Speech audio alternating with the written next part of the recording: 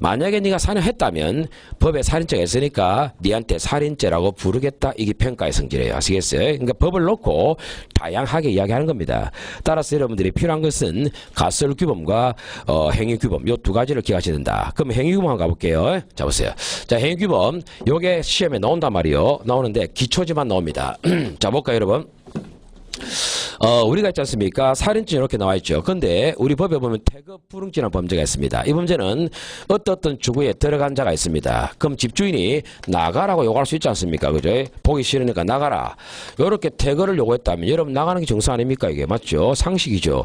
그래서 나가야 되는데 요놈이 불응 안 나가더라 이 말이죠. 이거 범죄입니다. 범죄로 만들어놨어요. 이걸 태급 불응죄라 부르고 있습니다. 자 그럼 보세요. 우리가 이 법이라는 것은 다양한 행태의 행위를 해라 하지 마라 막 이렇게 규정하고 있단 말이에요. 잘 보세요.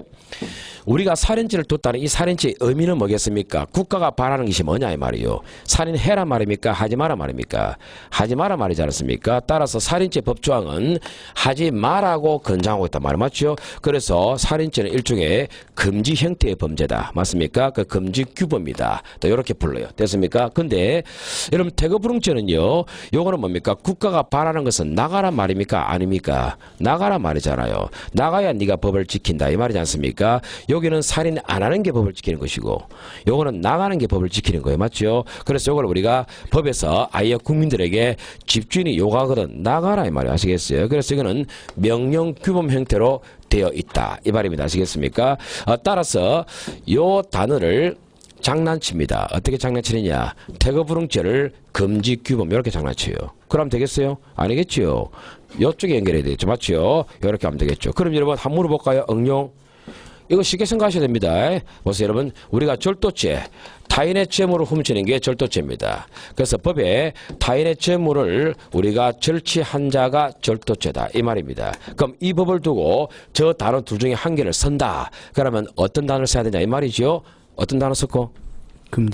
금지규범입니다. 금지규범 맞죠? 절도죄는 하지 말 걸 권장하는 거잖아요. 맞죠? 금지규범입니다. 이해하시겠죠? 그런 겁니다. 그래서 바꿔버립니다. 이게 아주 쉽죠? 쉽지만 냅니다. 이거는. 그래서 행위규범 보시죠. 자, 행위규범에서 이제 또 필요한 걸 줄쳐볼까요? 첫 번째 줄 금지규범 갈로까지 줄 딱 치세요. 살인죄는 살인하지 말 걸 권장하지. 그죠? 그래서 그거 딱 줄치고 그 다음에 둘째 줄에 명령규범 나옵니까? 명령규범 이건 태거불응죄죠. 태거 요구에 응하라는 게 법의 취지입니다. 맞습니까? 이렇게 줄을 딱 치고 끝나면 되겠지. 됐습니까? 넘어갑니다.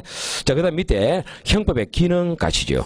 여러분 형법의 기능에서 이것도 시험에 나오는 자리는 아닙니다. 여러분. 아닌데 다 무시하시고 딱 보라는 거 보십시오. 2번에 보조 기능 있죠. 여기서 갈로 1번에 법익보호노입니까? 여러분 여기서 법익이란 단어 익숙해져야 됩니다. 이 법이라는 단어 앞으로 중요합니다. 여러분. 중요한데 여기서 시험 낼 건 없어요. 근데 이걸 익혀야 되겠습니다. 자 보세요 여러분. 우리가 여러분 형법이라는 것은요 보세요 만약에 살인하게 되면은 이렇게 엄청난 제재가 갑니다. 여러분 보세요 대가치고는 너무 심하잖아요. 사형을 시키거든. 그러니까 우리가 형법에서 규제한다는 말은 엄청난 대가를 주는 겁니다. 예컨대 여러분 우리가 사회생활 하면서 어겨서는 안 되는 행동이 많거든. 맞잖아요. 예컨대 남의 돈을 빌렸으면 갚아야지. 맞죠? 이런 식으로 어겨서는 안 되는 게 많아요. 그럼 우리가 남의 돈을 빌렸으면 갚아야 된다. 이런 것들을 전부 다 형법에서 규제하지는 않습니다. 여러분. 만약에 이걸 형법으로 규제하게 된다면 최소한 대가가요. 사형이라든가 징역이라든가 이렇게 합니다. 엄청나게 대가가 심해요. 그러니까 함부로 못하도록 박살내겠다는 겁니다. 그럼 여러분 남의 돈을 빌린 걸 안 갚더라. 그런 것까지 형법에서 다 규제할 필요는 없는 거죠. 그럼 뭡니까? 손해배상 청구를 당하면 되고 우리가 집을 강매를 당하면 되는 거지. 사람까지 가두거나 사형시킬 이유는 없지 않습니까? 그래서 우리가 지켜야 될 수많은 행동들 가운데에서 굳이 형법에 올릴 필요가 없는 것들은 안 올립니다. 여러분. 아시겠어요? 형법에 올린다는 말은 범죄로 인정하겠다 그 말입니다. 그렇기 때문에 그 외로 우리가 다른 법에서 규제할 수 있는 것은 다른 법에서 규제하라는 거예요. 아시겠어요? 그래서 웬만하면 형법에 올리지는 않아요. 그럼 여러분 우리가 그 다른 법에 올려야 되는데 실제 보세요. 형법으로 규제한다. 이거는 형법으로 규제한다는 말은 아주 강력한 제재를 가기 때문에 정말 이거는 막아야 된다 이 말입니다. 그 행동은. 그렇기 때문에 그런 것들은 함부로 인정 안 합니다. 국회의원들이 상당히 신경을 써가지고 이런 부분만큼은 형법에서 규제를 해야 되겠다. 요렇게 올라간단 말이에요. 그래서 우리가 만들어진 게 살인죄, 절도죄, 강도죄 이런 거 아니겠습니까? 그죠? 올라갑니다.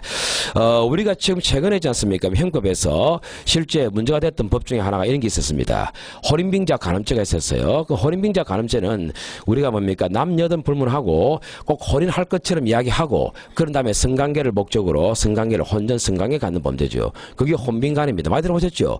근데 이 혼빈간은요, 실제적으로 두 사람의 남녀의 사랑 문제가 아니냐 이 말이에요. 그 사랑 문제인데 그걸 갖다가 형법에서 규제하는 건 좀 심했다는 거죠. 그걸 범죄로 하는 건 심했지 않았느냐. 이래서 최근에 혼인빙자 간음죄가 위헌 판결을 받았게 됐고 사라졌습니다. 그게. 그래서 혼빈간은 범죄가 아닙니다. 그럼 또 우리가 형법에 다 괜찮으냐? 그렇지는 않고요. 형법에 남아있는 범죄 가운데 아직 간통죄가 있어요. 간통죄. 이 간통죄 같은 경우도 남녀 간의 사랑 문제 아닙니까? 근데 그걸 갖다가 범죄로 둔다는 것은 심각하지 않느냐. 그래서 지금 간통죄가 사라질 조짐을 보이고 있어요. 그래서 우리가 지금 현재 검토 중입니다. 사라지려고. 아직은 있습니다. 아시겠어요? 그래서 요 간통죄가 있다. 그러면 웬만한 건 들어와서는 안 된단 말이에요. 이게 제재가 워낙 심하기 때문에. 그래서 우리가 보세요. 국회의원들이 법을 만드니까 국회의원들이 생각을 해보니까 어떤 행동들을 우리가 저렇게 강력한 제재를 통해서 다시 못하도록 차단시켜야 되겠느냐. 딱 보니까 국민들의 삶에 있어서 개개인이 갖고 있는 생명 엄청나게 중요하지 않느냐 이 말이에요. 이거는 철저하게 막아줘야 된다. 그래서 우리가 생명을 보호하기 위해서 만든 범죄를 하나 만들지요. 그게 바로 살인죄라는 범죄로 탄생을 합니다. 아시겠습니까? 그 다음에 이 생명이라는 것은요, 실수로라도 함부로 다뤄서는 안 됩니다. 그렇기 때문에 이거는 의도적으로 사람을 죽이는 범죄지만 실수로 사람을 죽게 해서도 안 된단 말이에요. 그래서 과실치사 이런 범죄를 만들어서 실수도 못하도록 법적으로 차단합니다. 그 외에 뭡니까? 우리가 갖고 있는 재산들 상당히 중요하지 않습니까? 그죠? 요 재산도 우리가 더불어 사는 세상에서 꼭 보호를 해줘야 됩니다. 사유재산을. 그래서 요걸 함부로 침탈하는 범죄들, 우리가 절도죄들, 강도죄들, 사기죄들 등등등 만든 겁니다. 됐죠? 그 다음에 개인적인 부분만 문제되는 게 아니고요. 우리가 사회 안전도 중요하지 않겠습니까? 그렇기 때문에 사회 안전 가운데서 특히 방화죄 이런 것들, 이런 방화죄는 불을 지르게 되면 사회 전체가 혼란에 빠질 수 있다. 요거 막아야 될 거 아니겠습니까? 그래서 우리가 공공의 안전이라 하죠. 이 공공의 안전, 요걸 분명히 잘 보호해줘야 우리가 국민들이 편하게 다니지 않습니까? 그래서 요걸 막기 위해서 만든 범죄, 방화죄 이런 거 있습니다. 방화죄, 뭐 우리가 교통방해죄 등등 범죄가 엄청 많죠.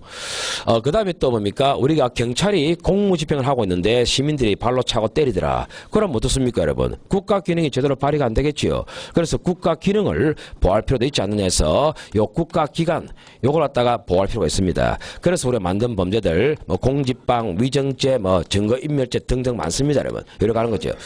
결과적으로 여러분, 이 범죄를 만든 이유는 궁극적으로 국민이 사는데 불편함이 없게 된다. 반드시 필요한 것들, 요거죠. 맞죠? 요것들이 바로 뭡니까?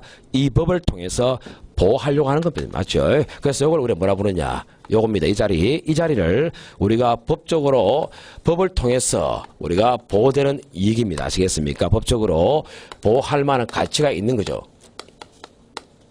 이 보호할 만한 우리가 가치가 있는 우리가 이익이죠. 형법을 통해서 요걸 보호하겠다는 겁니다. 그래서 여기서 법자 있죠. 법자. 맞죠? 이 법자와 익자. 요걸 따서 우리가 법익이다 이런 말합니다. 아시겠어요?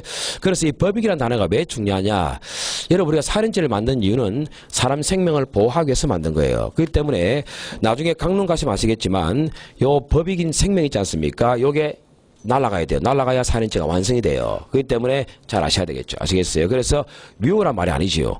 법익이라는 단어가 뭔지만 아시면 되겠습니다. 아시겠어요? 법익은 이런 범죄를 통해서 보호하고자 하는 이익입니다. 아시겠어요? 그래서 암기하지 마시라. 그럼 여기서 역시 단어 한번 들어가겠습니다.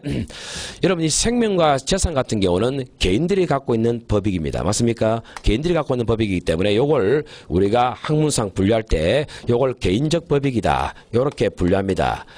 개인적 법익을 고르시오. 절대 시험거리 아닙니다. 아시겠습니까? 그 다음 여러분 공공의 안전은 개인 게 아니죠. 국민 여러분과 관계되는 거 알겠습니까? 따라서 이쪽 법익을 우리가 분류하기를 이거는 사회적 법익이다. 이렇게 분류하죠. 그래서 사회적 법익이다. 이렇게 분류하고 그 다음에 이런 국가 기능 이거는 사회도 아니고 개인도 아닙니다. 이거는 국가 거잖아요. 그래서 이걸 우리가 국가적 법익이다. 이렇게 표현을 합니다. 국가적 법익. 됐죠? 이렇게 분류가 되더라 이 말입니다. 절대 시험거리 아닙니다. 됐죠? 그럼 책을 좀 보겠습니다, 여러분. 자, 법익 보호자는 읽으세요. 아시겠습니까? 복습하실 때 읽으시고 시험거리는 절대 아닙니다. 자, 그럼 법익 보호 가겠습니다. 1번 갑니다. 자, 법익 단어가 익숙해져야 됩니다. 법익이란 법적으로 보호되는 이익입니다. 됐습니까? 여기서 줄여서 법익이라 하죠.